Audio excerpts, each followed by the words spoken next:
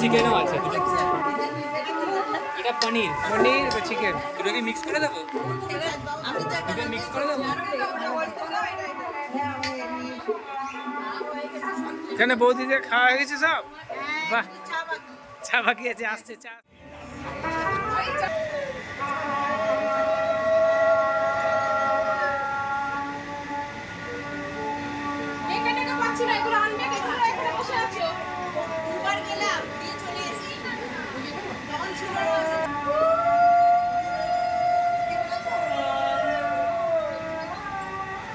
এটা কোন যাত্রী না বরযাত্রী কিছু বোঝা যাচ্ছে না।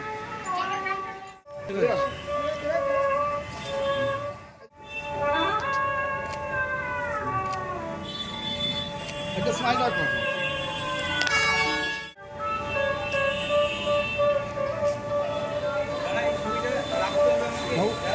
বাবু আচ্ছা,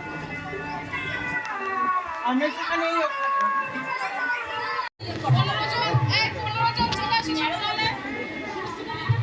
আরো বললে আরো পাবে, আরো বললে আরো পাবে। কি আমি দর্শক, আমি শাক বাজাবো, তোমরা কোটো। বড় বউটা বাদ গেল। হাত ধরলেই হবে।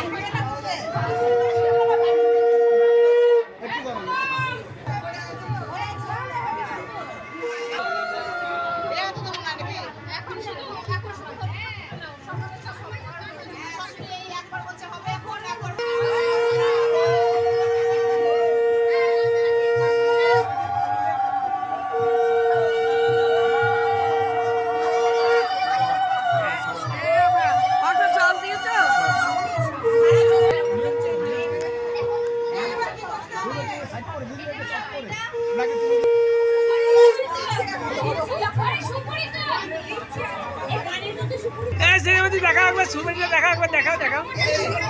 হ্যাঁ ঠিক আছে, আচ্ছা আচ্ছা আচ্ছা আচ্ছা আচ্ছা। ধরুন ধরুন ধরুন ধরুন।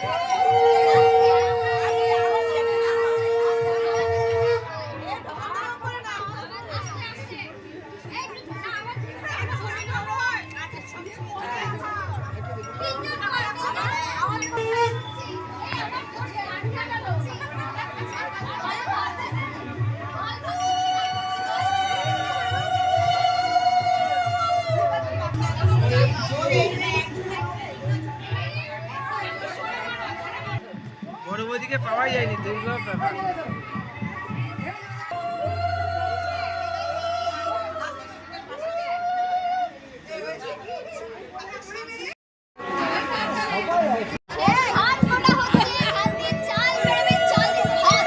কে খাবে?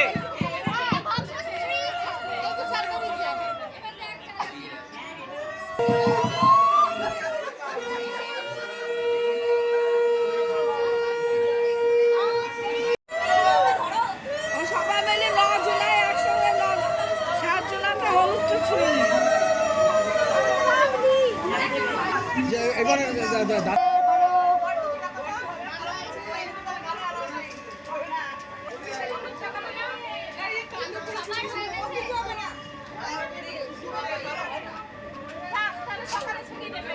এ পম্পি সর, পম্পি আমি ধার করে সাইডে গান চলছিল, সেজন্য আমাদের কপিরাইট পড়ে যাবে বলে গানটা। এবার তিলক সেরেমনির পর সবাই একটু ছবি তুলতে ব্যস্ত ছিল, সব দাদা ভাই ওরা সবাই। তার মধ্যেই গান চলছিল জামাল কুডু, সেখানে একটু নাচ হয়ে গেল এবং তারপরে সেখানে সমস্ত সবাই ছবি তুলছে, পরপর ছবি তুলতে থাকছে।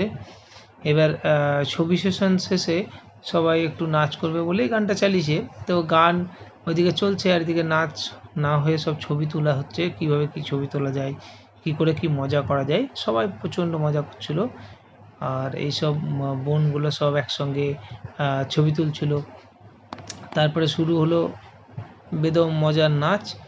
রাস্তায় বেরিয়ে এসে, কারণ ভিতরে প্রচণ্ড গরম ছিল আর সত্যি প্রচণ্ড গরম পড়েছে, আর সব এই বাইরে এসে তখন একটু বাইরে চরম হাওয়া দিচ্ছিল। এখানে সত্যি কথা বলতে এই সন্ধেবেলার পর থেকে একটু হাওয়াটা বয় এবং খুব ভালোও লাগে।